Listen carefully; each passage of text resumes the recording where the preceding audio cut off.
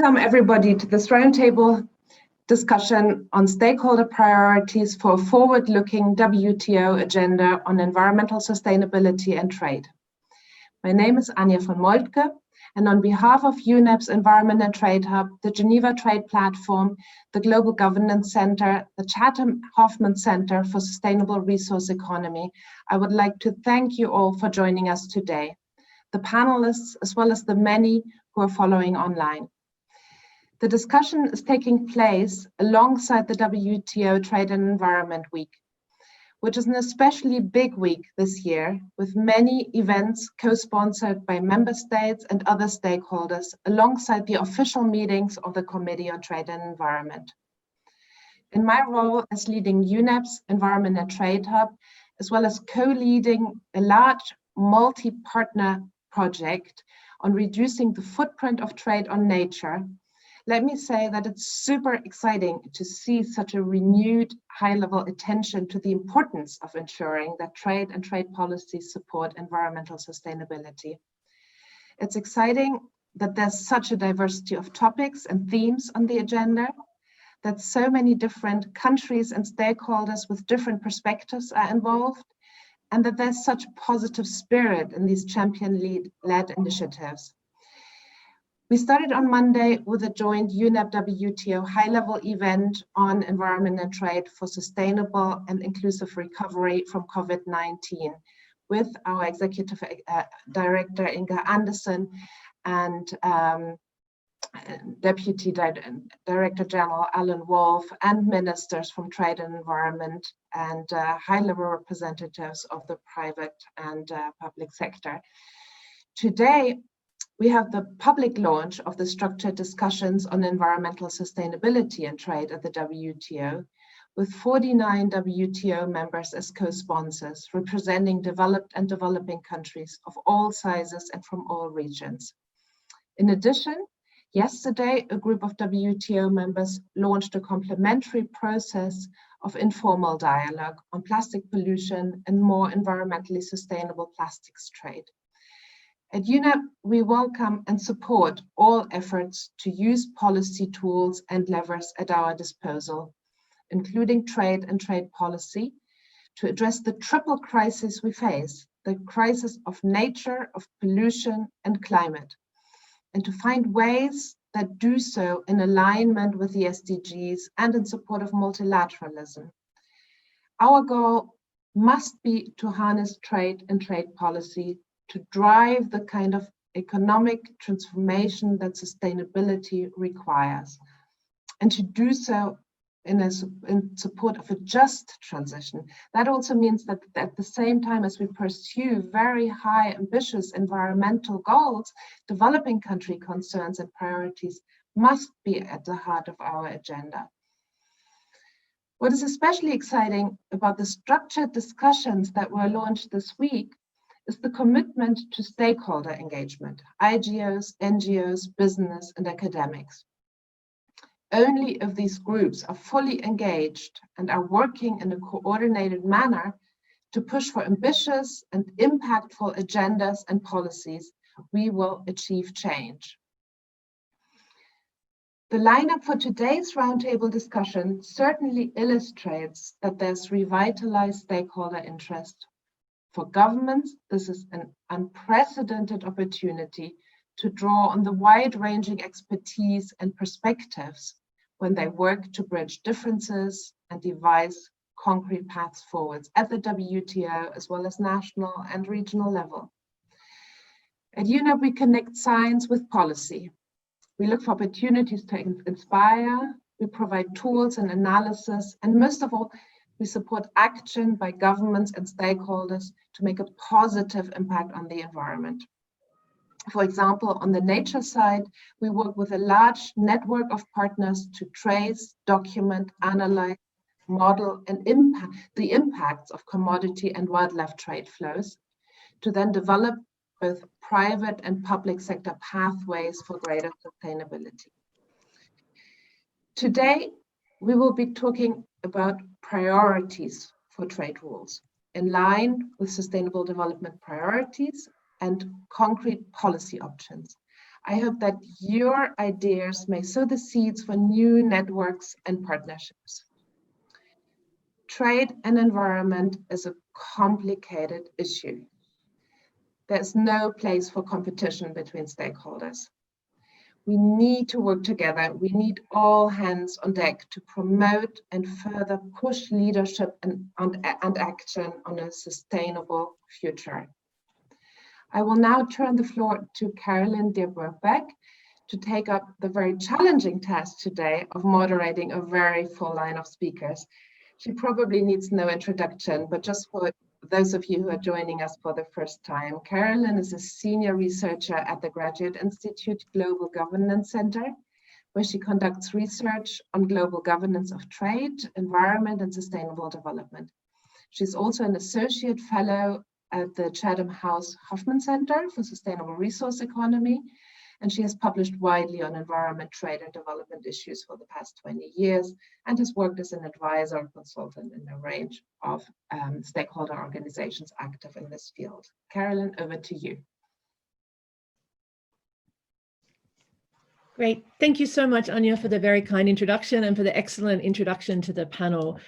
From my side, I'd like to thank UNEP for the collaboration this morning, and also especially you, Anya, for your support for this event, and also my colleagues at the Geneva Trade Platform for facilitating the organizational side, and my colleagues at the Global Governance Center and the Hoffman Center for Sustainable Resource Economy as well. So the fact that we're having this session today and the wonderful participation we have from speakers and those of you joining is really a signal of the growing tide in favor of using trade more proactively in support of economic transformation that drives forward our sustainability goals and also the wider sustainable development goals that the international community has set. It signals the need for a new narrative about trade that looks explicitly at how we can harness trade and trade policy to support these agendas. It's not enough anymore to talk about trade policy, keeping out of the way, or repeating this idea that trade and environment policies are mutually supportive. We all know that sometimes they're not, and sometimes they can be. We know that there are detrimental impacts and there are potential opportunities.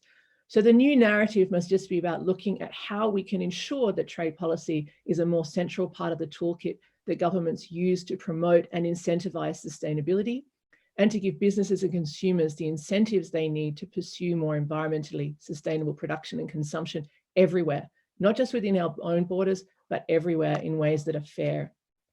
So we all know that we must move forward on this issue with a far greater degree of urgency than ever before. On a daily basis, the livelihoods and health of communities around the world suffer from an onslaught of extreme weather events like floods, droughts, and hurricanes, from soil depletion, water scarcity, ecosystem degradation, the loss of habitat for species, from air pollution, and from too much waste. These are all issues that have direct economic impacts on agricultural production, on food security, on infrastructure, on national budgets, the resilience and viability of businesses, and they hurt the most vulnerable communities in both developed and developing countries the most. But they impact the trading prospects of all nations, and they hurt progress on the SDGs. So in short, there's a huge need and ample room to do so much better than we have to date. So with that introduction, I'd like to first turn to Carlos Vanderloo. He's the first secretary at the Canadian mission to the WTO. He's been very active in Geneva in supporting the movement towards this statement today. He's also very engaged in discussions on gender and trade in Geneva, and is the chair of the Committee on Government Procurement at the WTO. So I've asked him to give a brief introduction to the statement on environmental sustainability and trade that was launched yesterday, and a bit more about the vision of co-sponsors in taking this forward and the potential for stakeholder engagement. So Carlos, you have the floor. Good morning, and thank you very much, Carolyn, and I promise to be brief. I've started my stopwatch. So good morning, colleagues. I guess my job is to give a bit of context about the launch of the structured discussions yesterday and a bit of some insight as to where we may be going. I think Anya did a very good job in opening today's session by outlining the challenges that we all face. You know, the triple threat, if I can call it that: pollution, climate, biodiversity loss. And in our session yesterday, the Deputy Director General of WTO made the point very eloquently when he said, you know, these challenges know no borders. So in order to address these issues, we're going to need global cooperation. And our sense is that there's long been a gap at the WTO in an ability to actually discuss these issues and to consider actions from a trade policy perspective that can complement and act coherently with broader actions in other fora. And so that's really the raison d'etre, the rationale for the structured discussions and for the communication. Trying to fill this gap and to demonstrate that the WTO and trade rules can and must contribute to the fight against the climate imperatives and the global nature and sustainability imperatives that we're all facing. I think what's really interesting is that advocacy for this communication only really began about a month ago. And in that time, we were able to secure the commitments of 23 other WTO members. Now, to give you some perspective, I mean, that is quite a heavy lift in a relatively small period of time. I mean, people have to go back to capital, liaise with capitals, convince capitals that this is worthwhile turning on to. And so, I'm quite proud of what we were able to accomplish. And in particular, the fact that this is a broad, diverse group of WTO members that have supported this initiative. It's not just the OECD, it is countries at every level of development representing all 6 of the inhabited continents of the world. Again, demonstrating the importance and relevance of this issue.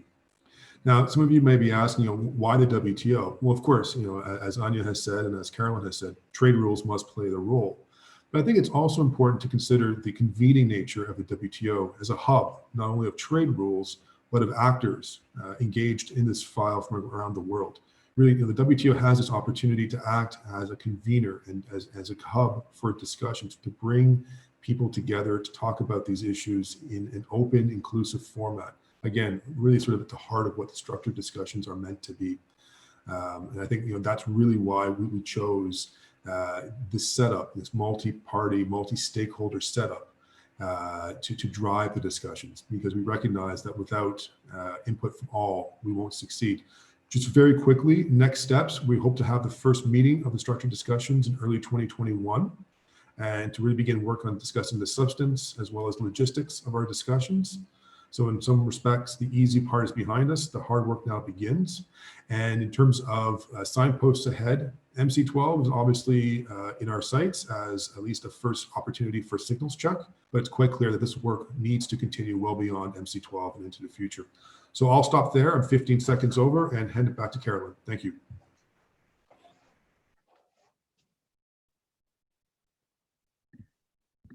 Great, thank you so much, Carlos. I must say I've been really impressed that of the 49 members that are co-sponsoring, we have developed and developing countries, we have large and small, and we have every region of the world. And my understanding is that you may still have more co-sponsors to join this week. And as he's highlighted, one of the key aspects of the statement is a commitment to engage with stakeholders.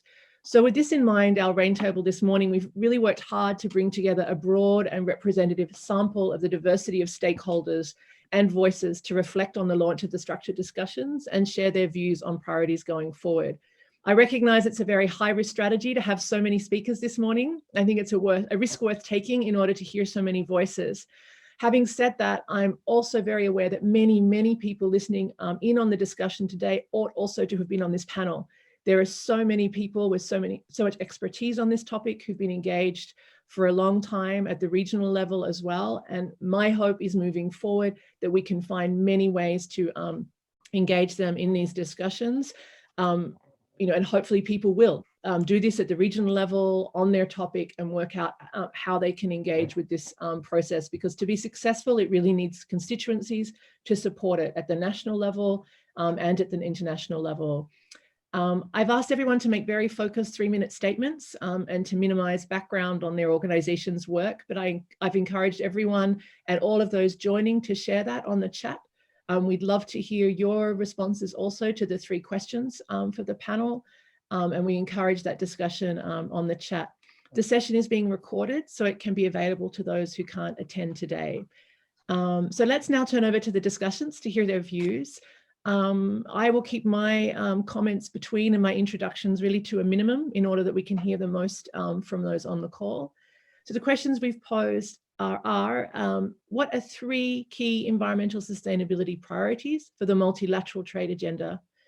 The second is, how can these be addressed in ways that reflect the wider sustainable development goals and development priorities of developing countries and countries in transition, and what concrete policy options could advance progress and what will be required politically to make that progress. That's a huge call for 3 minutes, but to open the discussion, I invite Vanessa Erogbogbo, who is the Chief of Inclusive and Sustainable Value Chains at the International Trade Center. Vanessa, you have the floor. Good morning. Thank you very much for that introduction, Caroline. Good morning to all of you. And congratulations on all the organizing institutions for pulling together this roundtable. I've been following the Trade and Environment Week and was really delighted to witness yesterday the launch of the structured discussions. ITC looks forward to supporting those. So I'm going to put my clock on now. And make sure that I stick to the 3 minutes. The perspectives I offer today are drawn from ITC's real life experience working with SMEs on the ground.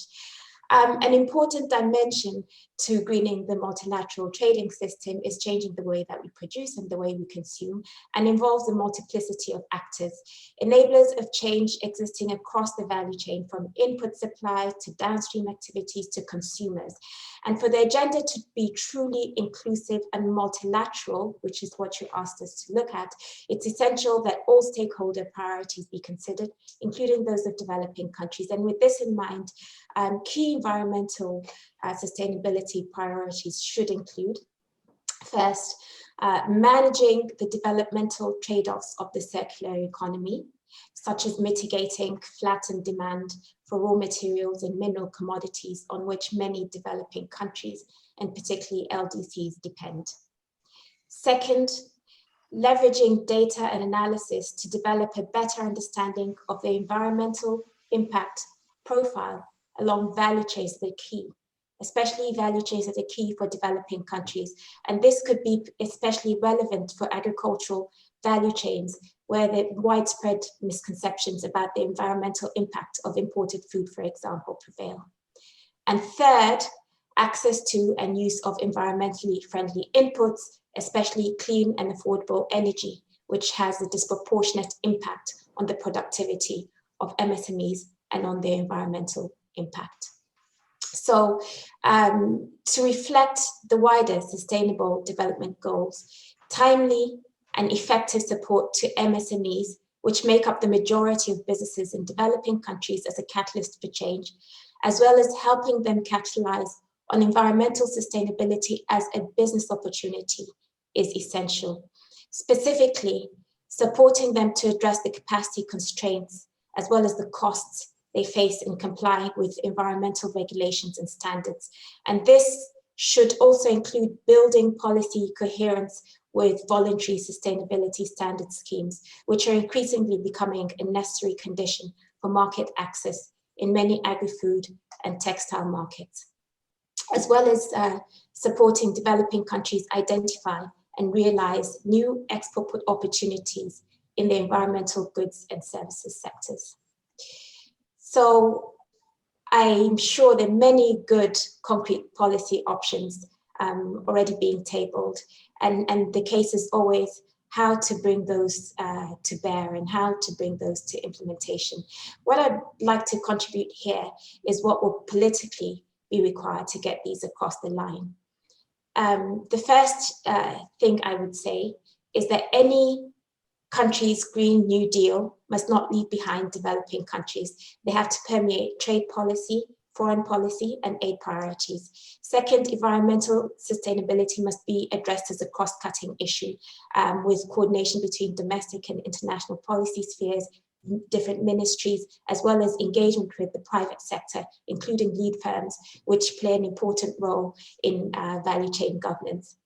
And finally, a willingness to understand the costs involved in greener production and to discuss who should shoulder those. I hope I've kept my time. Both back to you.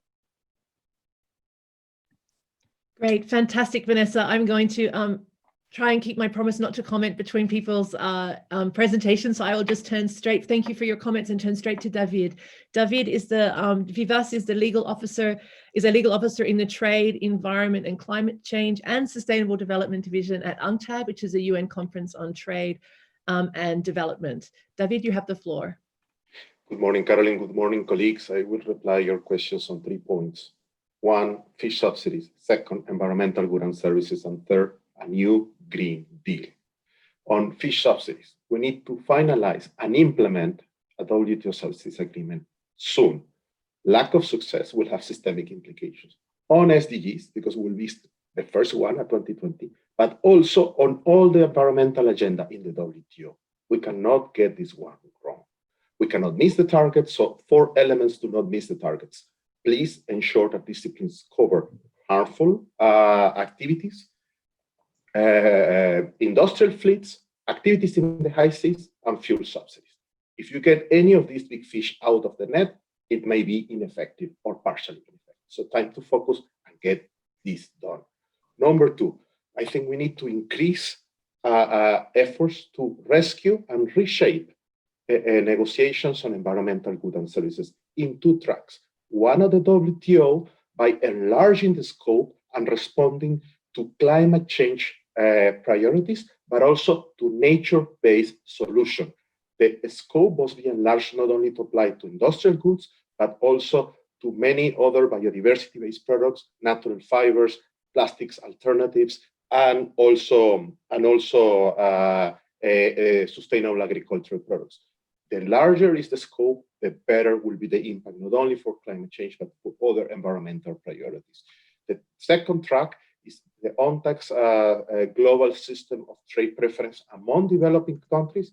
It has a waiver on the WTO. It's the biggest South-South trade agreement. The last round was the Sao Paulo. We're just waiting one country to ratify so it enters into force. The next round should be a sustainability GSTP ground.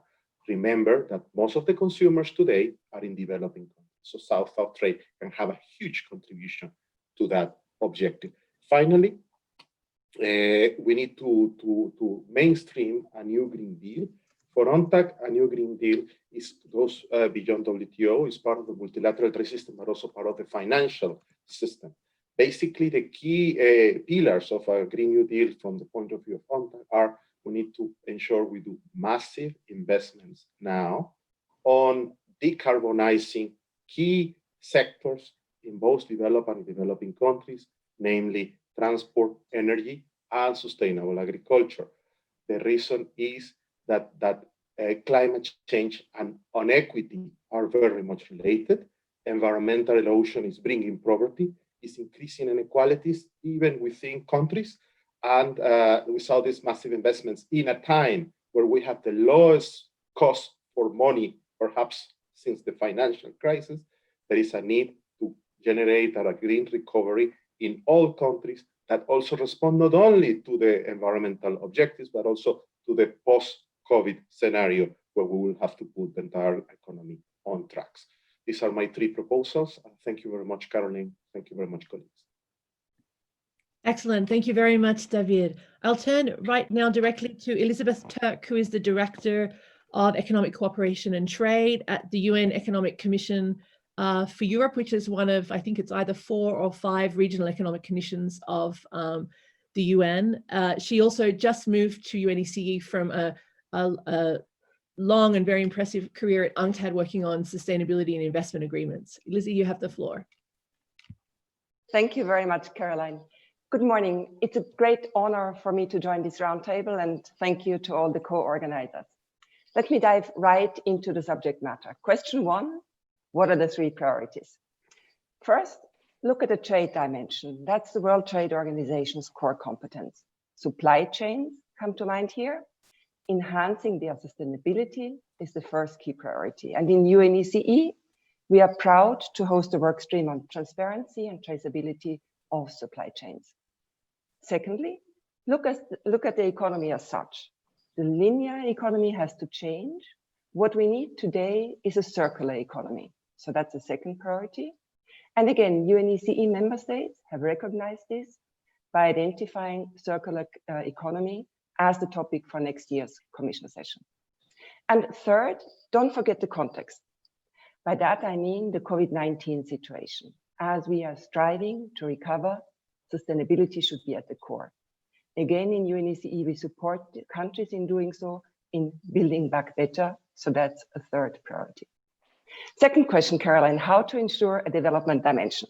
For this, again, let me flag 3 items: nuance, incentivize, and capacitate. First, nuance. What do I mean with this? By nuance, I mean recognizing that there is no one-size-fits-all approach. Developing countries have a unique set of needs and challenges. At UNECE, we specifically cater to the needs of our 17 program countries. These are countries in Central Asia, Southern Caucasus, Western Balkan, and Eastern Europe. And these are typically countries with economies in transition. Many of them pursue a development path characterized by the heavy use of natural resources. So when we talk about trade and environment, we need to ensure that their voices are heard and taken into account. Second, incentivize. Sometimes the benefits of sustainability are not immediately obvious, particularly in the trade context. We therefore need to incentivize, and we need to ensure that sustainability requirements do not turn into barriers to trade. And third, capacitate. We need to capacitate both at the practical level, building supply capacity, and at the implementation and policy level. Obviously, this requires resources. Third question, how to make it happen? Again, 3 points. To advance progress, we need to first mainstream rather than relegate. By this, I mean integrating environmental objectives into trade policy in all its facets. One example could be WTO accession. We need to think how to ensure sustainability is taken into consideration in the journey of countries towards WTO membership. And at UNECE, we have recently joined hands with the WTO accession division to initiate such a debate during the Geneva Trade Week. Second, harness the benefits of cooperation, multilateral cooperation, such as multilateral environmental agreements. In UNECE, we host 5 of them, and also regional cooperation. And lastly, ensure an open and inclusive process by involving all stakeholders. And Caroline and Anja, by co-organizing this event here today, you have made an important step in the right direction. Thank you for involving UNECE. Thank you very much, Elizabeth, for your comments. I'm going to turn now to Rashid Kaukab, who is the Executive Director of CUTS International. Rashid, you have the floor. I should just mention for Rashid, just to clarify, so CUTS International in Geneva works to represent a Southern voice on international trade negotiations in Geneva. Rashid, you have the floor. Thank you very much, Caroline, and the organizers. Thank you for giving me this opportunity and the nice introduction. I'll try to remain within 3 minutes without using a stopwatch. But first of all, let me say it is great not only to be joining the panel and sharing my views, but also to see many friends whom I have not seen this year in person. So best wishes to you all. Caroline, I will try to answer your 3 questions, not separately, but the way I structure my points, I think takes care of the direction that you are seeking. So the 3 priority issues for the multilateral trading system. First, I would call subsidies. So the subsidies agenda from a sustainability perspective. My very good friend, David, has already talked about fisheries, so I don't need to repeat that at all. Let me bring in the other subsidy issue, which is the agricultural subsidies. While the deadline for fisheries subsidies is end of this year, the deadline for agricultural subsidies actually passed decades ago. And that's where outcome in these 2 areas of subsidies from a sustainability perspective also will strengthen the multilateral trading system and also strengthen its environmental credentials and pave the way to deal with other subsidy issues on the sustainability agenda. So I would put that as the first issue. 2, biodiversity. Through clarifying the relationship between CBD and the TRIPS agreement. This has the advantage of being an issue quite dear close to developing countries who were the main demanders, but also noting that they were joined by a large number of countries including many, many, many developed countries as well. So this will increase the interest of developing countries in the agenda, as well as will show some concrete outcomes. And the third issue, I would say climate change. This should be addressed through exchanges, dialogues, discussion, with a view to bridging the gap between trade and climate change communities and bringing together the WTO and UNFCCC negotiators together. And I noticed, I quite agree with Carlos what's saying, that's where the WTO as a convening place is an idea, is an opportunity that should be used. Now, in all these three or any other issue, and I'm sure colleagues have already made and will make some excellent suggestions there, the approach and process is extremely important. Caroline, as you also alluded to, it's not that these things are without trade-offs. There are tensions, and we should not ignore them and must not ignore them if we want to make progress. And at the back of that, there is also often a fear among developing countries, apprehensions, as well as a lack of trust across stakeholders. So the process should be, as was said by Lizzie as well, open and inclusive. And I would put 5 principles or elements of that process that should be aimed at reaching outcomes early on those issues where there is a win-win-win possibility, good for development, good for environment, good for trade.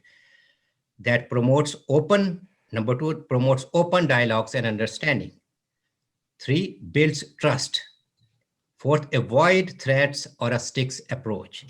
And yes, finally, 5th point element there, it realizes, recognizes, and supports the capacity building needs of developing countries and LDCs. Thank you very much. I hope I kept within my 3-minute limit. Wonderful. Thank you, Rashid. You did. And thank you very much for bringing those perspectives to the discussion. Really important. I'd now like to shift to Lily Sommer, who is a trade policy expert at the Africa Trade Policy Center, which is part of one of the other UN regional commissions that I alluded to before, which is the UN Economic Commission for Africa. Lily, you have the floor. Thank you very much, Carolyn, for the introduction, and good morning, everyone. It's a pleasure to join this esteemed roundtable today. So I'll just dive in on the 3 priorities. So priority 1, fast-tracking the elimination of trade barriers for goods and services that can benefit the environment. Environmental goods can cover a number of key technologies that may contribute positively to the fight against climate change. Priority 2, and closely related to priority 1, would be to ensure appropriate rules on trade-related intellectual property rights. And these rules are, of course, relevant for the development and transfer of climate-friendly technologies and know-how, and getting them right will be crucial to stimulating Africa's green technological catch-up. And then priority 3 would be to examine carbon border adjustment policies, such as that of the EU, to ensure that they don't undermine development priorities of developing countries. Many worry that carbon adjustment taxes may risk overspilling the boundaries of the Paris Agreement and, of course, interfering with WTO regulations. Now moving on to the second question on how to ensure that the Sustainable Development Goals are reflected here. So first, on eliminating trade barriers for goods and services that can benefit the environment, the concept of special and differential treatment must be central, and environmental related Doha issues must be prioritized, such as negotiations on agriculture and fishery subsidies that have already been referred to. Second, on intellectual property rights, additional efforts will be required to promote a faster transfer of environmental technologies to developing countries, including in Africa. And technology transfer can be improved through supporting developing countries to exploit existing TRIPS flexibilities and considering environmental focused modifications to the agreement. Then third, on the issue of carbon border adjustment taxes, a major concern is that they may have negative consequences for developing countries by cutting their export revenue and impeding the development of new export-oriented industries. So in this context, it will be really crucial to ensure that any carbon adjustment policies are accompanied with fair transition policies that support countries who would otherwise stand to be harmed by carbon border adjustment or lose in their energy transitions. Then finally, with regards to policy options and political decisions, really a concrete political decision will be required to further formalize and expand the decision to launch structured decisions on trade and environmental sustainability. And these discussions are a very important milestone at the WTO, but moving forward, perhaps greater efforts will be required to formalize these discussions as part of the WTO architecture. And African governments will need to be proactive and forward-looking and engage in trade and climate change discussions, both at home, but also in international spaces like the WTO, to ensure that the trade and environmental agenda remains inclusive and development-oriented. And at the United Nations Economic Commission for Africa, we're currently advocating for the African Continental Free Trade Area Agreement to be used as a platform to develop common African priorities on trade and climate change that can feed into these multilateral discussions and also advance the green transition on the continent. So we're currently supporting a handful of African countries to develop these CFTA national implementation strategies that mainstream climate change throughout. And so I hope I've kept my time, and over to you, Carolyn. Great, thank you very much, Lily, and great to hear about the work that you're doing in the context of the African Free Trade Agreement as well. I'd now like to turn to Shardul Agrawala, who is the head of environment and economic integration at the OECD. Shardul, you have the floor, and thank you for joining us. Thanks very much, Carolyn, and thanks to all the preceding speakers. It's close to Thanksgiving, and I feel there's not much meat left in the turkey at this point in terms of the substance. All the proposals have been made. In terms of your first exam question, I would also support prioritizing work on subsidies, but much more broadly, environmentally harmful subsidies broadly. So fish subsidies have been talked about, ag subsidies have been referred to, but of course we have the big problem of fossil fuel subsidies also, and subsidies for extraction of virgin materials. So if you look at this constellation of 4 subsidies, they are a critical part to the solution of several environmental problems: biodiversity loss, climate change, and improving resource efficiency in this transition to a circular economy. So I think over, since we are not talking about just the next 6 months or a year, this is a long-term agenda. I think there should be a sequential attempt to try to tackle elements of all of these subsidies. And that starts first with measurement, then looking at ways to address them. And finally, also, most importantly, to look at what might be the social and distributional consequences of phasing them out in different parts of the world, because clearly there are political economy challenges, which is why subsidies have proven to be so difficult to tackle. So that would be the first area. The second area links more directly to the circular economy, and I think there's a much broader agenda here, beyond the narrow topic of subsidies. And here we need more coordinated efforts to improve resource efficiency across the supply chain. We also need common standards. We need common standards for products, material content. We need common standards for definitions of end of waste criteria. And this particular issue is particularly relevant for developing countries because, on the one hand, there are reasons to put restrictions on trade and waste to avoid dumping, essentially, of harmful materials in the environment in developing countries. But on the other hand, we are also recognizing that many subset elements of waste could be valuable resources which can actually help close material loops. And these loops can be more efficiently closed across borders, not just within national jurisdictions. So that is a really pressing issue for the circular economy, and further work is needed here.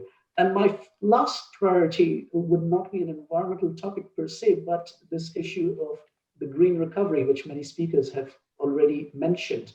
What is happening right now is countries are looking inwards. Obviously, they're dealing with a massive domestic crisis, first the pandemic and its economic consequences.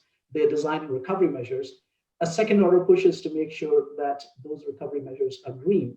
But there's a broader international dimension also, and to make sure that the domestically applied green recovery or economic recovery measures don't adversely impact the developing countries and are also in compliance with international trade rules. So that international dimension, we did a study looking at the green recovery measures in the global financial crisis. And this is one area where we found that more attention could have been paid to the international dimension, particularly the trade dimension, in the design of the recovery measures. And this time for COVID-19, I think we can learn from the experience of the global financial crisis. So those would be the three priorities in terms of how to go about it. I won't talk about what in terms of sequencing the discussions of the negotiations, but we obviously need to engage a broad cast of stakeholders, both in terms of intergovernmental organizations, civil society, and the private sector. One of the advantages of the structured dialogue that has been launched yesterday is that there's a mechanism to engage with the private sector and civil society, which I understand is not the case for the WTO CTE meetings directly. So the structured dialogue can certainly play a key role. And beyond that, I would just say that we should have a two-track approach. We still need these high-level, ministerial level declarations and so on, which reiterate the importance of promoting, trade and environmental sustainability jointly. But at the same time, we also need to get into the nitty-gritty of particular topics. And my advice would be to start with topics, break it into specific topics like we've been talking about, but also try to set targets which are stretch targets, but somewhat reachable for the governments, and try to knock in some early wins to get the momentum going. But I'll stop there because I think my 3 minutes are up. Thank you. Great, thank you very, very much, Shardul. And just before I turn to the next speaker, I just wanted to emphasize that the structured discussions also welcome the engagement of IGOs, which is one of the reasons why I've tried to bring together a diversity. Of course, there are many more that could have been here today, like the World Bank or the FAO, who's also engaged in aspects of sustainable trade. But I think it's really important that we find ways to draw on the expertise, such as the tremendous expertise that's there at the OECD, in the regional commissions, and so on. So I'd like to turn on that note to Brendan Vickers, who's the head of international trade policy at the Commonwealth Secretariat. Brendan, you have the floor. Good morning, Caroline. Thank you. Good morning to everyone from an unusually bright and sunny London. So let me jump straight into the 3 issues.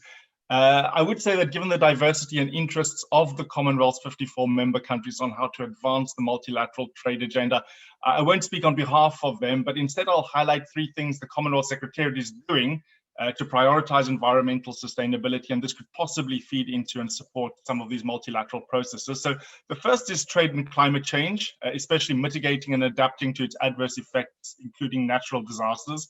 So we've examined the climate change and clean energy provisions in trade agreements to determine the direction of travel regionally and scope for harmonization.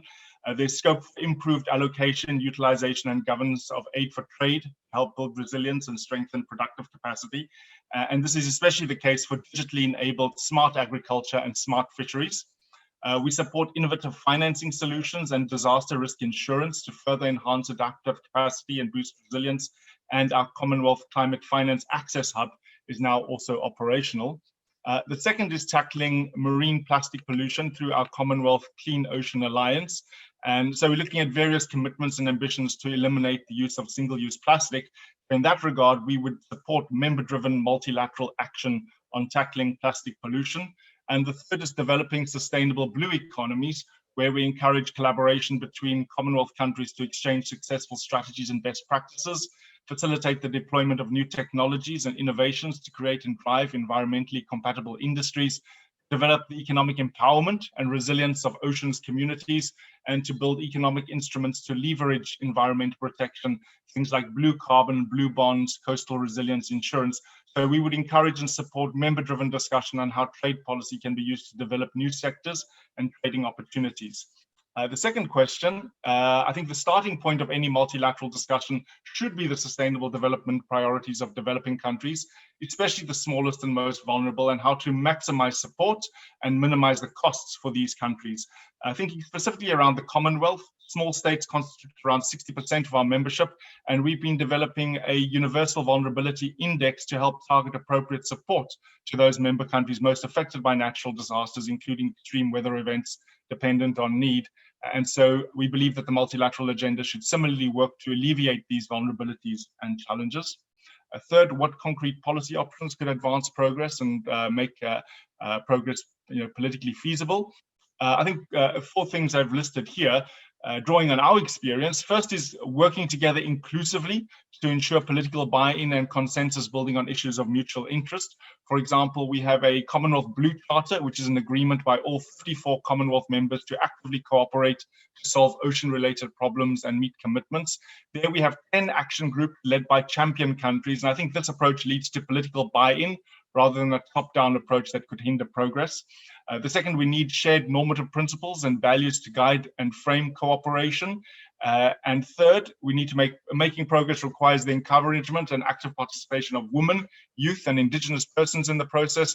Finally, technical assistance and capacity building support are essential to ensure members are empowered to fully, equally, and inclusively participate in the discussion. And in that regard, the Secretariat and our small states office in Geneva continues to provide such support so that our members can take informed positions. I'll leave it to that. Thank you, Caroline. Great. Thank you very much, Brendan. I'm going to keep us moving. We're going to do an amazing job of keeping on time, I think, which is great. So I turn now to Crispin Conroy. Crispin is the Representative Director of the International Chamber of Commerce here in Geneva. Crispin, you have the floor. Thank you very much, Caroline. And I also, just reflecting Anya's introductory comments, I really welcome the initiative this week.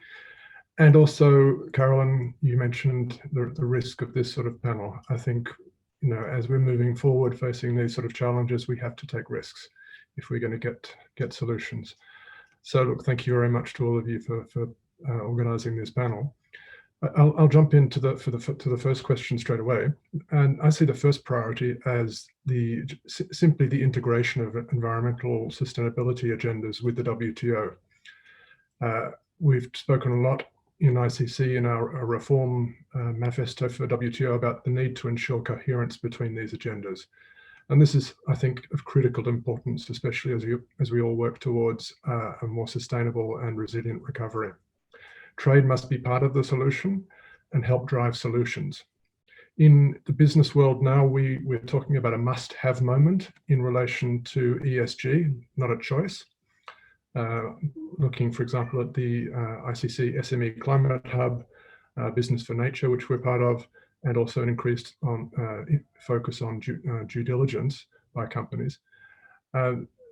These are things that are not an option for business. And I think that structured discussions of the type that were launched yesterday are also a must-have for the WTO. So first thing is that the priority is that we get behind those structured discussions. The second priority, and I'll cheat a little bit and mention some issue-specific priorities.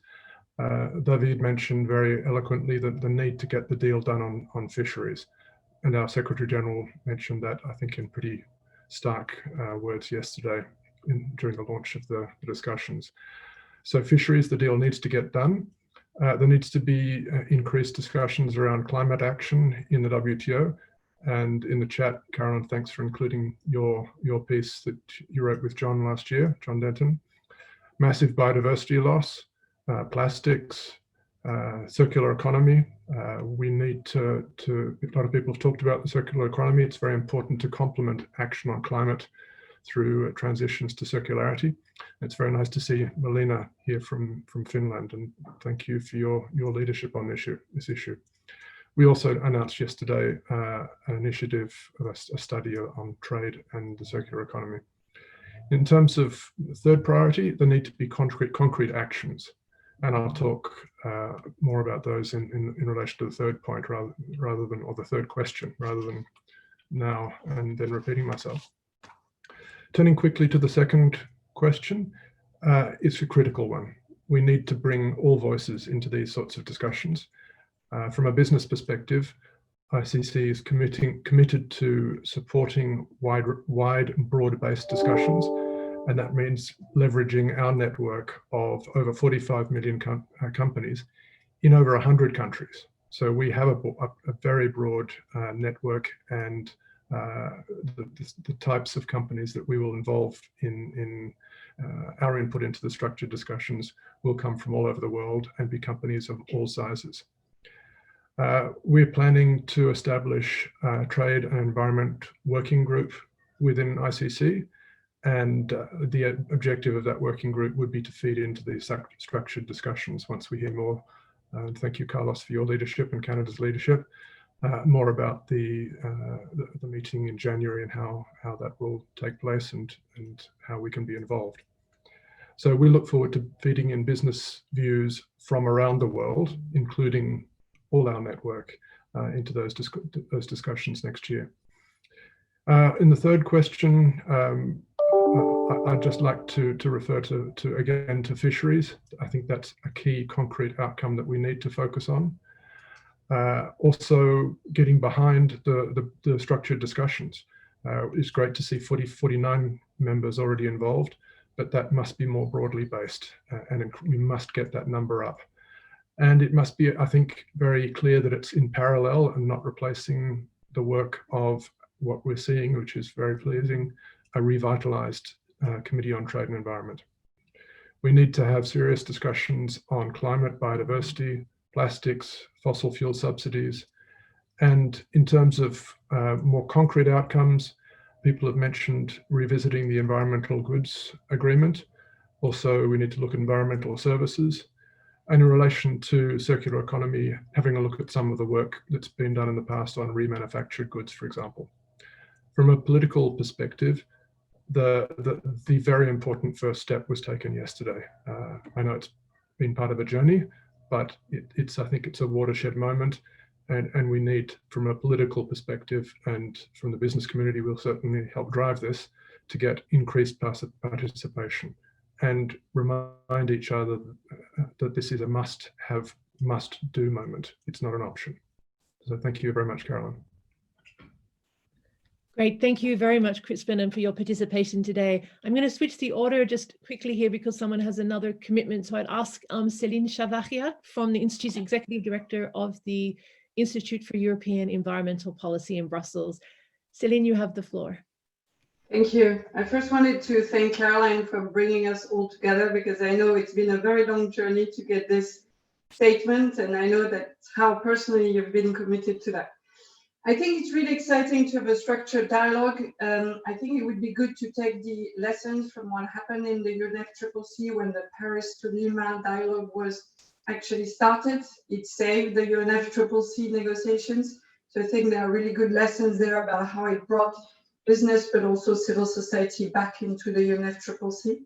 My three ideas. The first one is that I think we need to focus our attention on greening trade for a green recovery, with special attention to those further behind, which means really looking at what are priorities for developing countries as part of a green recovery. I'm thinking of rapid recovery of the more sustainable sectors. Sustainable tourism comes to mind. How can we address green capacity constraints through access, improved access to finance, relaxing rules of origin for low carbon sectors and products, and green technology transfers. The second idea is that I think, and maybe this structured dialogue allows us to start a constructive dialogue on the more difficult issues, right? The trade-related aspects of the gradual phase out of the brown economy. Subsidies have already been mentioned. There are also quite a few trade defense measures which need to look at, because they have the same effects as fossil fuel subsidies. And within that, I'm very excited that there will be a dialogue on plastics. But I think we need to go beyond plastics litter to start talking about waste prevention, but also more importantly about the petrochemical sector. And as you know, it has a major impact on greenhouse gas emissions. How can we curb overproduction and consumption of plastics? And as we substitute fossil fuel-based materials for natural materials, how do we come together to agree on what could be a sensible disciplining of subsidies to agriculture and bioeconomy? The third idea is that, and I'm sure my colleague from Brussels, Geneviève will mention, is the carbon border adjustment mechanism. it seems clear that it will happen in the EU. There are noises that parts of the Canadian government are interested, same with the Biden administration. And so I think, being able to have a constructive dialogue about what would be the impact on third countries. Can we support firms that are doing more than the average in their country to get credits under those mechanisms? And how would we use proceeds to support a green transition and a just transition in developing countries? Thank you. Thank you very much, Celine, for that. I'm going to turn next to Famide Khatoun, and then Posh, I will come to you afterwards. So Famide Khatoun is the Executive Director of the Center for Policy Dialogue in Bangladesh. Famide, you have the floor. Thank you. Thank you very much, Caroline, for inviting me. I'm sorry I wasn't actually into this loop before. I responded to you last night only. I'm very sorry for that. But let me just quickly go through. A lot have been discussed already. I will just focus on, again, 3 issues as you have mentioned, but maybe not elaborate them too much. The first one is, of course, the progress on the discussion on fisheries subsidies. The second one is completion of the discussion on trade in environmental goods and services. And the third one is, of course, technology transfer, particularly climate-friendly technology transfer. Here I take the outlook from the least developed country, because Bangladesh is a least developed country, it's graduating, but for least developed countries, the challenges are twofold, as you know, because the first one is how to get market access without degrading the environment, and secondly, how to protect the environment without adversely affecting the economic growth, and also the progress in the trade liberalization process. Now, coming to the issue of market access, this has been an issue of concern for the LDCs, because these economies have been integrated into the global economy at a faster pace. But the shift in the trade policy in recent times has been quite challenging for the LDCs. And as you know, that the smaller countries prefer multilateral trading system because it is more comfortable for them and more reliable, and that's why it's important that the multilateral trading system works for them very smoothly. And in order to protect the environment, they need green technologies, because as you know, someone has also referred to that in the context of the ongoing COVID-19 pandemic, many economies are trying to invest more in green technologies. There is this initiative or the theme, which is called the theme is Build Back Better. So looking at the climate issues and making environmentally friendly growth is the crux of the matter of that build back better. So while we are observing many advanced countries are investing on green economic recovery path, but the LDCs need more support, and because green technologies are quite complex and also expensive. So here comes the issue of climate fund. In this respect, I would also like to mention regarding the members of the multilateral trading system to follow and comply with the commitments of the Paris Climate Agreement, which talks about limiting and reducing greenhouse gas emission and increasing the climate fund. The other issue is related to this is also there should be a coherence between the trade rules under the WTO and also environment and climate related policies under many multilateral environmental agreements. So finally, I would also reflect on the environmental goods and services a bit, because this is quite important, and where we are seeing that discussions are going at a slow pace. But the issue is here also, the basic question is regarding the definition of environmental goods and services. That's very crucial, because we are seeing that there are many proposals from many countries regarding their list of environmental goods and services, but many of the goods from the least developed countries and countries in transition and developing countries, those are not being included. So that has to be concluded as soon as possible. So these are the issues which I wanted to highlight from my behalf. Thank you very much. Great. Thank you so much, Dr. Khatoun, for your remarks. Really great to have you here, and I appreciate that you joined at the last last minute. That's fantastic. So I'd now like to move to Dr. Posh Pandey, who is the chairman of the South, I'm just going to wait the exact words, the South Asia Watch on Trade, Economics and Environment, or SOTI, which is a network in South Asia of environmental NGOs and think tanks working on these issues. Posh, you have the floor. Oh, thank you, Carolyn, for having SOTI, a Kathmandu-based think tank, in the roundtable. I also thank previous speakers who have put many agenda on the table, and I think I am going to endorse some of the issues raised by them. Well, let me go straight to the question posed. Well, before that, let me state that the multilateral agenda on trade and environmental sustainability should embrace the principle of triple win. That is, the reduction of trade barriers and distortion should be a win for development, along with a win for trade and a win for environment. For triple win outcome, the first key priority area could be conclusion of agreement to liberalize trade in environmental goods and services, which would facilitate trade in green goods and services by internalizing externalities and addressing the negative effects of trade on climate change, pollution, and biodiversity losses, as well as reforming subsidization, including agriculture subsidies, fossil fuel subsidies, and also subsidies in fisheries.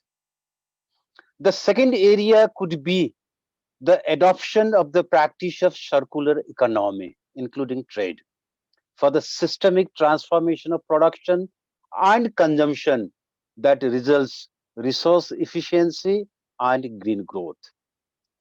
However, the transition to circular economy, the problem faced by ELDC should be addressed, and international communities should ensure that such transition process is just, fair, and inclusive. The third area, which previous speaker, including Dr. Famida, highlighted, could be the transfer of technology to ensure access to and availability of environmentally sound technology to developing and least developed countries at affordable price. For this, developed countries should provide specific commitments for a smooth transfer of technology, including ensuring financial resources, which previous speakers talk about, technology fund, technological know-how and capacity building of technology receiving countries, and also an assurance that intellectual property rights in themselves do not become barriers for transfer of technology. I mean, these kind of commitments should come from developed countries. And my final point is multilateral system under the aegis of World Trade Organization, WTO, is the prerequisite for taking forward the agenda of trade and environment sustainability. If we go for any other alternative, that will produce a second best result, not first best result. With this note, I thank you all. Thank you. Great. Thank you very much, Dr. Pandey, for your intervention. So I'm noting that we have about half an hour left and 11 speakers for 3 minutes, which brings us at 33 minutes. So everyone, please try and keep to your 3 minutes, and then we will hopefully make it to the end. So I'd now like to turn to Asa Persson, who is the Research Director and Deputy Director of the Stockholm Environment Institute. You have the floor. Thank you very much for inviting us in our minutes. On a couple of points raised in this very exciting statement. I only have two priorities, actually, fossil fuel subsidies and climate and sustainability risks in supply chains. Fossil fuel subsidies, this problem really needs no further introduction. To have a fighting chance at reaching the Paris climate targets, we need coherence between climate policy and energy policy. While a fivefold ambition increase is called for in climate policy, any remaining incoherent subsidies will undermine such ambition. So how can fossil fuel subsidy reform also address development priorities? Well, first, we think that the wide membership of both developed and developing countries in the WTO efforts to govern subsidy reform could be considered more legitimate than when governed in a smaller group, such as the G20. And also special and differential treatment provisions could be ensured for developing countries. Also, climate and development finance should be used to address any losses of mobility or energy access, which are both crucial to development progress, from removing subsidies in less developed countries. Some concrete policy options on this issue, well, calls for WTO action on fossil fuel subsidy reform specifically have already been made. Obviously, there is an institutional infrastructure in place already to discipline subsidies. And in our research, we have identified 5 concrete avenues to reform international trade policies to enable countries to better address fossil fuel subsidies. I have posted some material in the chat. On to the second priority, climate and sustainability risk in supply chains, very broad issue. Clearly, trade is crucial to sustainable development, but we need to better understand and with more precision the climate and nature-related risks that trade flows are associated with. And this goes many ways. For example, what trade flows drive unsustainable land use change, causing deforestation and biodiversity loss. Also, which trade flows deal with climate vulnerable goods or climate vulnerable production sites that may cascade supply risks globally as climate change accelerates. To address both development priorities and to strengthen concrete policy action, our research points to 2 key responses. First, as many have said, more transparency, traceability, and disclosure of risk. This can take place both through collaborative mutual assessment of risk in multilateral setting.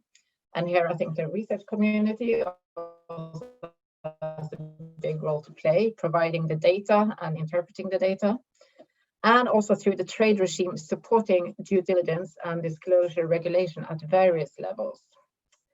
A second important issue, very important issue, is that mitigating or avoiding these risks is not really about shortening or onshoring supply chains. We've heard some call for this in the wake of the COVID pandemic, but it's rather about working with the producing communities and building their climate resilience and also building their capacity and incentives to undertake more sustainable production. So I wanted to finally point to 2 major initiatives to study sustainability and resilience of supply chains at SCI, the Trace.Earth platform with really unprecedented data resolution on some forest related risk of commodity trade, and also the Adaptation Without Borders partnership to address climate resilience. We welcome further discussion on how this can serve this important structured discussion. Thank you. Thank you very much for your intervention, very useful as well. I turn directly now to Angela Francis, who is the Chief Advisor on Economics and Economic Development at WWF UK. Thank you, Caroline, and WWF are delighted to be part of this discussion, and we're delighted that the UK government is a co-sponsor of the ministerial statement. I think that the UK is using its WTO seat, a new WTO seat, to promote these discussions is a very good sign, and we would expect nothing less. And in fact, we expect a lot more from the UK as it goes through this process.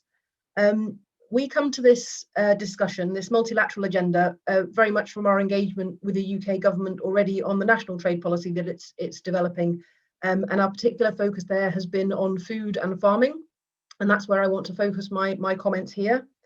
And I think I'm particularly using the discussion that Carlos started off with, which is around the WTO as a convener and a hub for nations doing leading and innovative things with its trade policy, and how it can work with other nations to take those forward in the multilateral space. And I would like to focus on what the UK can do in the food and farming context. And there's 3 reasons to focus on food and farming.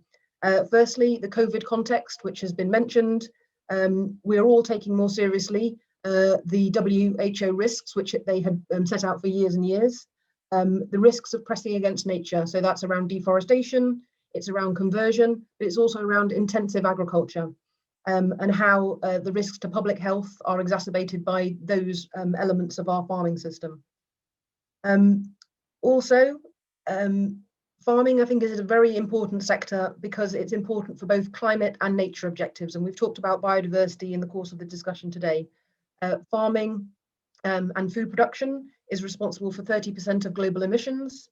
It's responsible for 70% of terrestrial biodiversity loss and 50% of freshwater biodiversity loss. It's a hugely important system to incentivize a change towards sustainable food production. And I think it's a place to establish principles that are relevant for lots of other industries, where we don't just look at how do we solve a climate crisis, but we look at how we solve a climate crisis and a biodiversity crisis and a development crisis. So these things, I think, are very starkly evident in food and farming, and that's why we need to work on it. And my final reason is that food and farming production are such important industries for the poorest countries in the world, and within those countries for the poorest people. And so a trade system that we need to develop needs to encourage sustainable agriculture that works for those communities, and that's an important place for us to start thinking about how we reform. So those are my three reasons, and if I had to have a final mini reason, it would be that food and farming is incredibly hard, and we need to start working on it now. We can't wait to tackle things that are somewhat easier.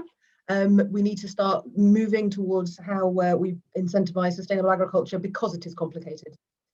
So there's two things I just want to say around what the UK should do here. Have I used my 3 minutes already? I don't think so. I have. I'm very sorry. Yes, let me finish there. My comments were essentially around justice and how the UK can advance trade justice for UK farmers at the same time as promoting access for developing countries in sustainable agriculture. And I'll leave it there. Thank you. Well, we look forward to learning more about that, Angela, because that's a really important agenda, I think, for the multilateral discussion. I'm going to turn now to Vera Thorstensen, who is there in Brazil. She's the head of the Center on Global Trade and Investment at FGV in Brazil, and she's also up at a terrible hour of the morning. So thank you, Vera, for being with us. No problem. It's a pleasure to be here, Caroline. Look, straight to the point. I'm following the discussion of trade and environment for more than 30 years in the WTO. What do you get? What you got? Nothing, really nothing too important. Why? What is the problem? Why it's impossible to discuss anything related to environment in the WTO? And so because you are following and you are looking for treaties, hard law, why not to change the approach? Why not to discuss in WTO or in other places guidelines, and then non-mandatory guidelines for environment, and in all the issues that we know that are important. And then why not to develop a surveillance mechanism that NGOs can do very well, to give marks, to make indicators, and to see, to compare countries, what they are doing well and what not they are doing well. So change the approach. Forget about treaties. You are not going to achieve anything. WTO is now in the very complex process to research, to be created again. So, and discussion on environment is really important. Second point is to go to what we have. We have the famous private standards. We have the voluntary standards. Again, if I'm following with deep attention this, I'm following what's going on in ITC, it's impossible for countries to really follow what these standards are determining. So let's put some order on this. ISO is not doing its work. ITC is trying to do this. Can we do something for this? Can we organize these standards so countries can really follow them? Because the costs are huge. And again, this is not private. The countries are really giving a lot of money to develop these standards. So they are not private. They are really supported by governments. Can we discuss, again, a kind of guidelines for these standards? Because we are completely without way in these issues. And jumping to it's easy to explain why developing countries are not following them. It's impossible to follow them. And to the third point, the policy options. Again, put the pressure that you NGOs are doing on the press, on the think tanks, because this is working. The pressure that you are putting on countries to follow environment, political rights issues. And then the most important point, put the pressure on the financial system. It's amazing what's going on in Brazil now. All the financial system is involved with environment. And this is a result of the pressure. Put financial, again, develop guidelines to put pressure on the financial system so the financial system can help these countries to follow what we want, that is to follow environment good guidelines. So this is my suggestions. Change approach. This environment world is a chaos. You cannot really bring this to rules in WTO or other place. It's impossible to understand what we want. And we know what we want. Order, a little bit of order on this. Thank you, Caroline. Thank you very much, Vera, for that contribution as well. I'm going to turn swiftly to Manuel Ruiz, who is the legal advisor at the Peruvian Society for Environmental Law, SPDA. Manuel, you have the floor. He's also up in the middle of the night. Thank you. Very good morning to everyone. Very early morning. I'll jump straight into it. Discussions within the WTO on the relationship between the Convention on Biological Diversity and Trade left off years back, looking at the TRIPS agreement and potential amendments to support disclosure requirements for biodiversity innovations in the context of user measures and access to genetic resources, or ABS. Today, much bolder action is demanded to overcome the shortcomings and ineffectiveness of the CBD in the ABS front beyond the TRIPS and CBD relationship. So what are the key priorities? We need to redefine the contours of the discussion and negotiations on access to genetic resources and the fair and equitable sharing of benefits, where incentives are aligned for the conservation of habitats and species. This means three basic things: redefining the object of access as a natural information, homologous to artificial information, which is governed by an international intellectual property system. Secondly, shifting from an inefficient transactional bilateral ABS to a multilateral system. And thirdly, negotiating fixed royalty rates applied according to sectors and utilization of natural information shared proportionately among countries according to geographical distribution of species. How can these be addressed in ways that reflect the wider sustainable development priorities? First, fair and equitable are not defined in the Convention on Biological Diversity nor the Nagoya Protocol. Fairness and equity must be interpreted as equal treatment of economic rents extracted for artificial and natural information.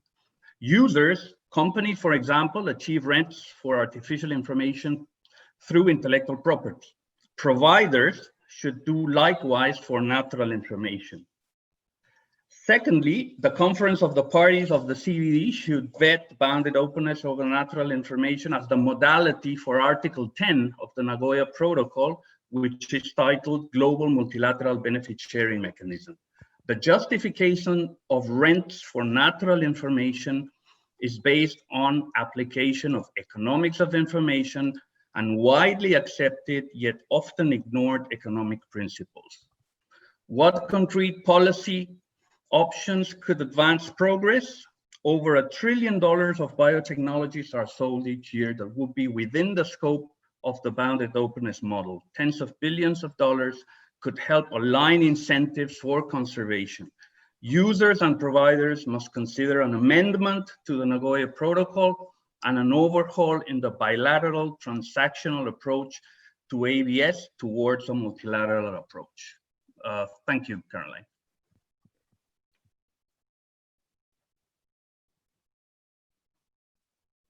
Thank you. Sorry, thank you very much for being so time, Manuel. I'm going to turn straight now to Geneviève Pons, who is the Director General of Europe Jacques Delors. You have the floor, and just to remember to everyone, 3 minutes, absolute tops. Thank you. Thank you very much, Caroline. I will start anyway by stating from what point of view I am speaking, because I am heading Europe Jacques Delors, but it's an old story with Jacques Delors and his philosophy, because I started in his cabinet 30 years ago, and I was in charge of environment, and I was with him in Rio in 1992. Why do I say that to you? Because we want to fight for sustainable development. We are very far from sustainable development. We have adopted a model of development that has not only depleted our natural resources, but created terrible inequalities everywhere in the world and in each of our countries. So we need a radical change of our model of development. Trade has been part of the old model of development. It was not at the origin of it, but it was part of it. And now trade has to be part to the radical change that we need. Having said so, I will give answers to your precise questions. I see 3 priorities. First of all, of course, and harmful subsidies. I will concentrate on 2 of them. As many of you, fishery subsidies. We are depleting our ocean, and we are aggravating inequalities between big fishers and small ones, big countries and small ones, once again. So this, we must absolutely see the opportunity of the good proposal which is on the table and go on. We have a preference for option D for the people who are a bit aware of the negotiation and the options. Now, fossil fuel subsidies, it's a real scandal when we pretend that we want to be carbon neutral and that we want to respect the Paris Agreement. So we must absolutely end fossil fuel subsidies. And there is a possibility at the WTO to include a commitment to end fossil fuel subsidies in the ministerial declaration, and that is something that we very much favor. Second, environmental good agreements. I think that we can restart the negotiation from scratch by enlarging scope and including other goods and services, and starting with the goods that can favor the energy transition, like wind turbines or solar panels. Third, the CBAM, so the Carbon Border Adjustment Mechanism, the EU will likely adopt one, and we need a code of conduct at WTO for such a type of mechanism. Second, developing countries. I take the example of CBAM because we have, with Pascal Lamy and Pierre Le Turc, made a very detailed proposal on that. And what we propose is that, first of all, that developing countries, and especially the least developed one, be exempted from the mechanism. And second, that the revenues that we will draw from the CBAM be used to facilitate the transition and to facilitate innovation in developing countries. So that's an illustration of the general principle that many of you have recalled. Finally, what do we need? What do we need for that? We need, of course, political will. And with the election of Mr. Biden and the speech of Mr. Xi Jinping at the UNGA, we may have 3 big actors who want to be carbon neutral. And this will help having the political will that we need and that starts to be developed at WTO. Second, finance.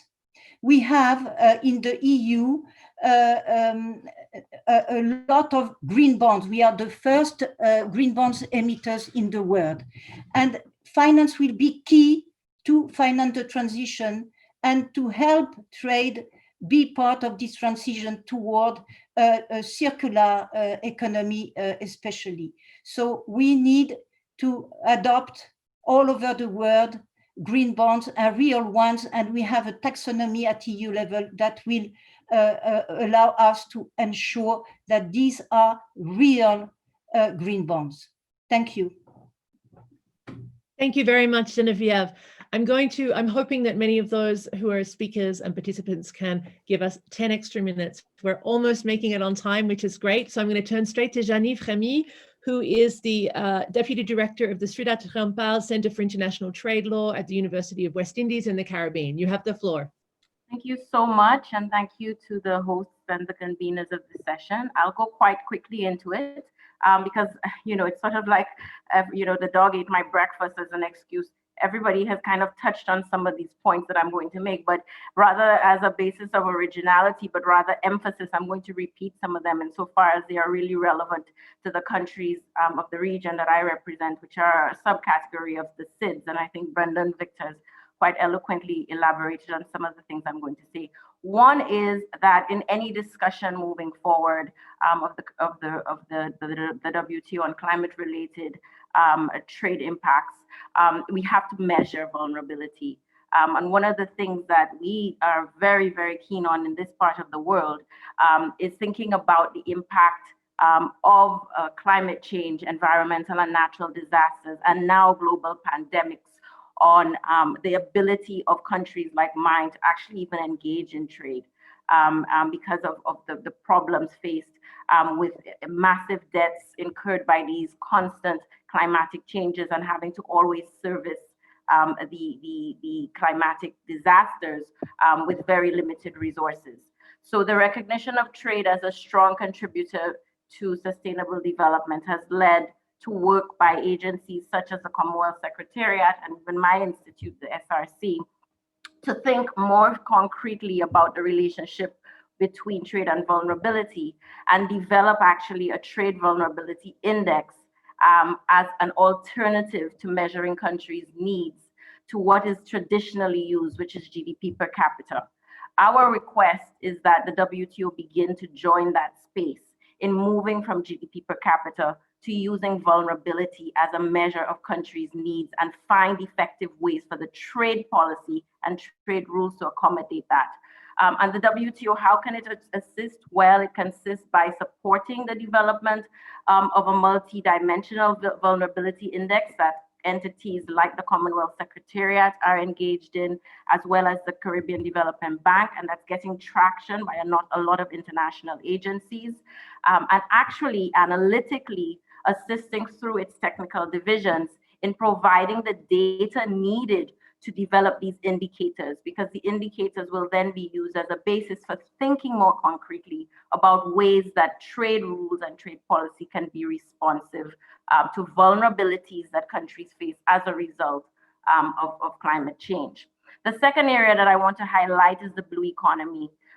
Very important for changing the narrative, I think, and I'll go very quickly here, and changing the approach of smaller states towards the trade. We're often, or the trade dynamic and the trade discussion, we're often very defensive in our posturing. And I think opportunities and the WTO taking on some of the issues of very, very specific concern to the regions like mine, monetizing at the same time in a sustainable way the blue economy and helping use the trade rules to translate that into regulating the blue economy and the derivatives of it, but also thinking about ways to translate it into legal rights and obligations that can be the subject of WTO obligations. So thinking in the first instance about using the environment discussions as an opportunity to kind of be defensive and use vulnerability indicators in order to transition us and get more education about the issues that we face and the vulnerabilities that we face, but also using issues where we can promote an offensive agenda at the WTO, like the blue economy is, I think, 2 areas that I think we could focus on. And then finally, to just kind of bring everything to a head, I think we need to think about process. And process for small countries is very important. Process for all countries is important, but inclusiveness is particularly important for countries that typically feel marginalized by trade rules. And the way that I think that this initiative can lead to greater inclusiveness is in prioritizing issues, as I mentioned before, particular interest to smaller countries. I think the WTO also has to step in and be beyond a convener, an intellectual leader in reconciling the trade dimension on all of these wonderful initiatives that many of the previous speakers have said. I think there's a real risk, however, if the WTO doesn't seize the issues and prioritize them, that again, it will fall into a talk shop. Just today, we've heard a lot about so many areas on that agenda, from fisheries, subsidies, circular economy, green economy, all of these issues. I think what really has to happen in the shorter rather than longer term is that the technical work of understanding the relationship between trade rules and all of these other sustainable development objectives needs to be done in a technical paper that perhaps the WTO Secretariat, together with some of the organizations represented here, can put together and prioritize. Well, first of all, list the relationships that we're seeing and it's scattered among all of these committees and these works, and put it in a contained document so that we can begin prioritizing the work that the WTO can be actually effective in and prioritize as a matter of policy moving forward. And then lastly, what I would also suggest as a matter of process is that this effort of moving beyond the nation state and getting a wider subsection of stakeholders has to be prioritized. I mean, putting together and thinking about 3 priority areas, I can't do this alone, as one small entity in the Caribbean. I think it has to come out of a process where these entities like mine that are under-resourced can get analytic support in making some of these issues that are broad-based, very specific to the constituents we serve. And so that can happen through these kinds of, I think, fora.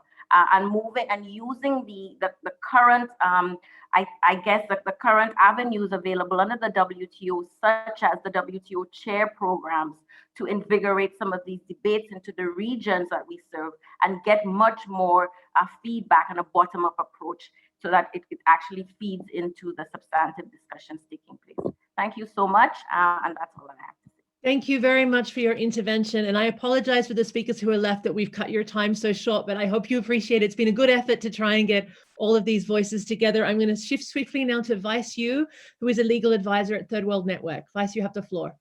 Thanks, Caroline, and I'll be as quick as I can. So I have 3 bunches of letters for you all. One is EEE, second is PCS, and third is CFE. And they're clustered along the 3 questions that you've posed, Caroline. First, environmental sustainability priorities. So that's the first bunch, EEE. The first E is energy access. And I think when you talk about the structured dialogue and we talk about how to mix trade and environment sustainability issues together, energy access is going to be key, especially for developing countries. In terms of clean and renewable energy access, clean and renewable energy infrastructure. The second E is about economic diversification support.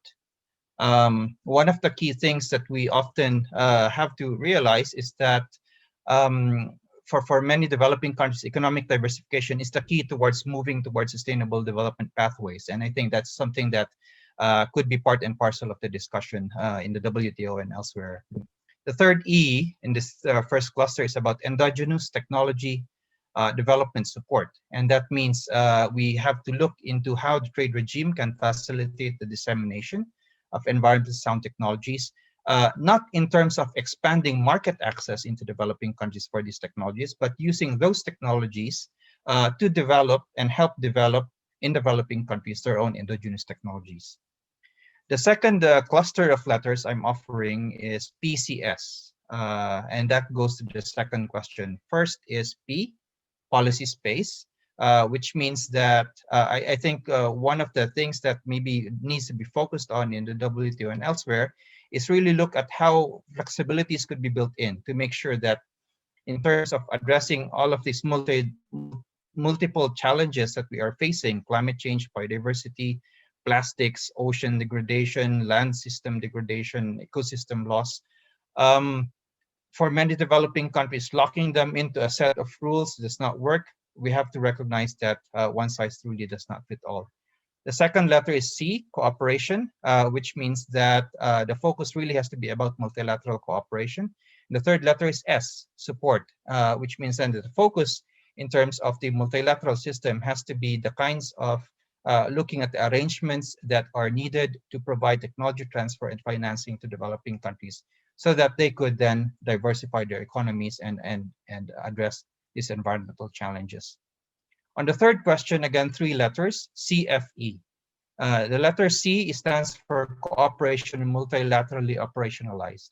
And I think, for example, as what Vera was pointing out, when you talk about the standard setting and technical regulations, when you talk about those, I think we have to really understand that, one, they have to be subjected to multilateral consultations, and second, if and when they are adopted, technical assistance and capacity building support has to be provided to developing countries.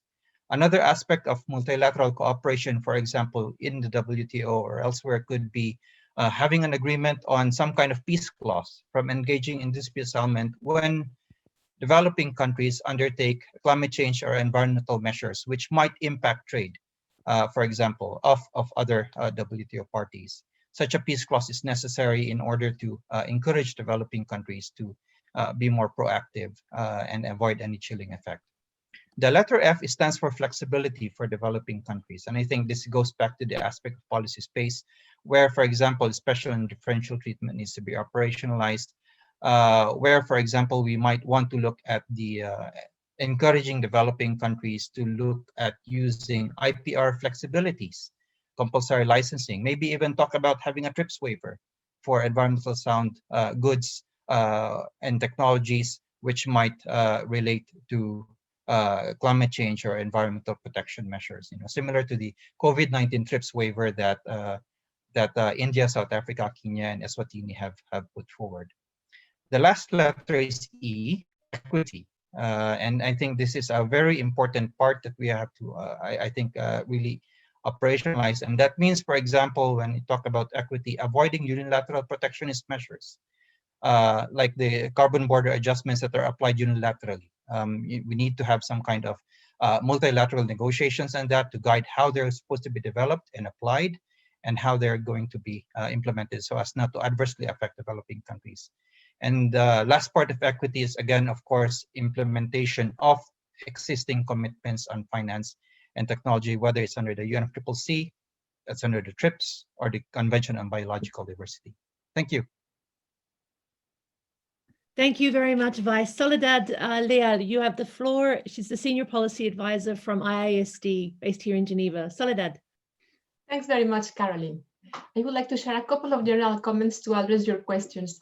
In terms of environmental sustainability priorities, I would like to echo some of the priorities mentioned by previous speakers in terms of addressing the subsidies agenda, for instance, by reaching an agreement on fishery subsidies, as well as by showing a renewed engagement in the agricultural negotiations. In more general terms, I would like to add my voice to speakers today and also in previous discussions who have emphasized the need to place sustainable development at the heart of any initiative, not only at the multilateral level, but at all levels and by all actors. In this regard, there is a need to consider sustainable development as a broader notion that includes the 3 dimensions: economic, social, and environmental. This notion is very well captured in the preamble to the Marrakesh Agreement. In the interest of time, I will not refer to those now. In that text, members also recognized, and I quote, the need for positive efforts designed to ensure that developing countries, and especially the least developed among them, secure a share in the growth in international trade commensurate with the needs of their economic development, end of quote.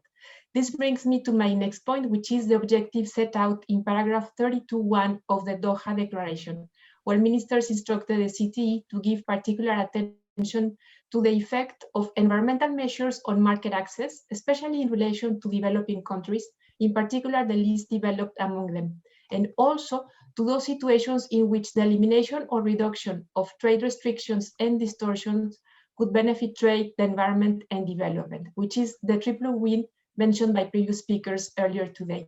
Based on this, I would say that any initiative should meet the paragraph 32.1 objectives, and that the CTE members should find ways to have concrete discussions on these objectives. And in terms of how to move forward, emphasis has already been placed by speakers on policy coherence, multi-stakeholder engagement, collaboration, and cooperation. On this note, I would like to mention that IISD welcomes the opportunity for stakeholder engagement, and that we would be pleased to contribute with our research and policy analysis. Thanks very much, Caroline.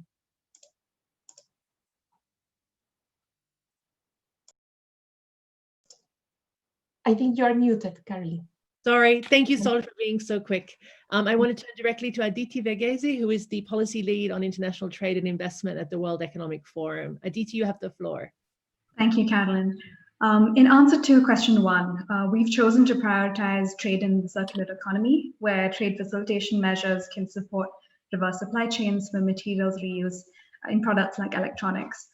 We're also kicking off work on green goods and services trade. And we recognize the importance of lowering barriers to the technologies, inputs, services that companies and countries will use to achieve net zero emissions. In answer to question 2 on how can actions reflect development priorities, first, boosting trade around the circular economy can be a source of job creation. So for example, Closing the Loop, a Dutch company with e-waste collection networks throughout Africa, collected 5,000 kilograms of scrap batteries in Nigeria in collaboration with the local informal sector, and shipped these for recycling in Belgium since the corresponding facilities were not available locally. Similarly, one of our partner companies, HP, has been investing in plastic collection in Haiti, preventing plastic waste ending up in the ocean while creating local jobs. And the recycled plastic is eventually shipped elsewhere, where it's used in ink and toner cartridges. Second, measures to reduce clean energy costs can help developing countries otherwise dependent on imported fossil fuels.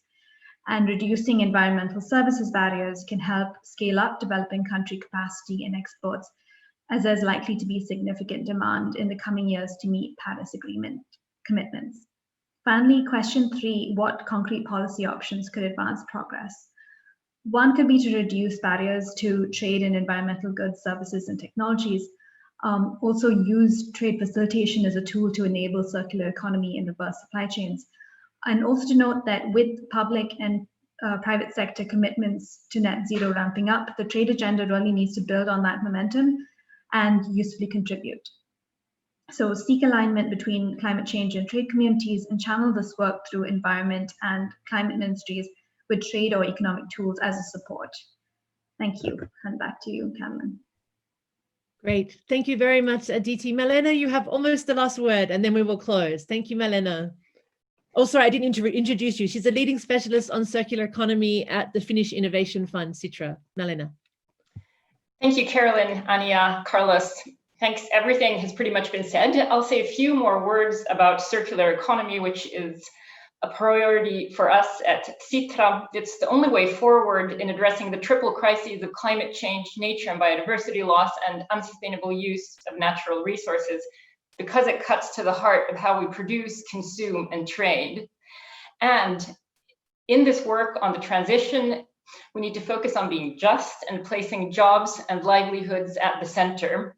There are new and useful opportunities here through the circular economy business models and through possible new value chains.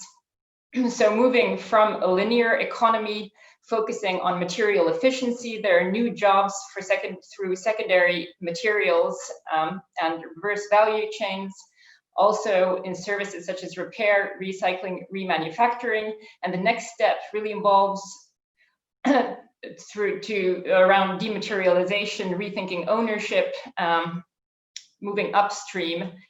And this is where new jobs will come into place as companies and individuals rent and lease goods and sell services and outcomes such as light instead of lamps. So this creates a whole new set of jobs and goes hand in hand with the servicification and digitalization processes that we see in the economies and in trade in general. So what needs to be done? Well, this group that we have here can really dialogue, bringing together countries from all regions and levels of development, as well as listening to frontline companies in the circular economy revolution to understand how to create supportive and compatible regulatory environments that provide the foundation for CE businesses and jobs, but also global trade. And here it's important to have this bridge between national processes and international trade. And one tool is the circular economy road mapping tool. This is how countries put in place their own strategies. Let's make sure that these roadmaps are trade friendly, and we can discuss this process also in this context close to the WTO. And in terms of concrete outputs and outcomes, we would really like to see the environmental goods and services agreement coming together at some point after all of these years, looking at goods and services together indeed, and including new and updated lists and technologies to allow for the circular economy to be fully integrated into this. Thank you. Great. Thank you very much, Milena. And thank you to all of our speakers and to all of those who are listening in and have borne with me. I apologize that I didn't make my hour-and-a-half goal. It's been an hour and 45 minutes, but I really feel that it was worth the investment to hear all of these voices and understand where people are coming from different regions, from different issues. I fully appreciate these are not the full scope of opinions out there and points of view. If you're listening and you work at the regional level or at a country level or on a topic, the key is that we need to hear the perspectives on this. If you think the points of view here are wrong, then let's hear yours and let's find constructive ways forward on these issues. I think it's really important to note that constituencies at the national level will be key to getting any of our governments to move forward on these issues. And I really appreciate Jean's point also about the importance of helping build the analytical capacities of those who have less resources to engage in this discussion. From our part, we'll try to produce a summary of this discussion today with links to the various resources that those of you have shared. There's lots of work to be done on trying to forge all of this together into some kind of workable agenda. So I appreciate today we've put an awful lot on the table. Hopefully we haven't overwhelmed the co-sponsors of this initiative by that, but I think what we have shown is there's tremendous interest. There's a lot of issues around which there's interest that we could build around specific themes and interests. So I look forward to working with those, and I hope that you will continue to work among your own networks to try and pull some of this together so that we can really help make sure, as Vanessa said at the beginning, that this whole process is not more talk, but actually translates into some action on some of these issues. So with that, I just turn to UNEP, to Anya from UNEP briefly to close. Thank you very much, Carolyn, and thank you to all the panelists. To me, this meeting really demonstrated the immense interest and the amount of knowledge that is out there by so many stakeholders, by governments, by the UN agencies, by the economic commissions, by other IGOs, NGOs, academics, and the private sector. So the discussion today, as well as the compilation of the resources provided in the chat box, shows how much is out there and how much we can all learn from each other. So to me, it illustrates the important contributions and also the future needs for such open and inclusive dialogues. So since we're running late, let me just repeat what I said in the very beginning. We need all hands on deck. We need to work together. And I think with the very substantive contributions that we have received from all the panelists, we are certainly demonstrating our willingness to work together and that we do work together. So thank you very much for that. Big thanks to all the panelists again, to our excellent moderator, Carolyn. who indeed had a major challenge today with the setup of this meeting, to the co-organizers of the meeting, and particularly to the Graduate Institute for the brilliant organization, and to the audience for being with us today. Thank you very much, and I wish you a wonderful day. Bye-bye.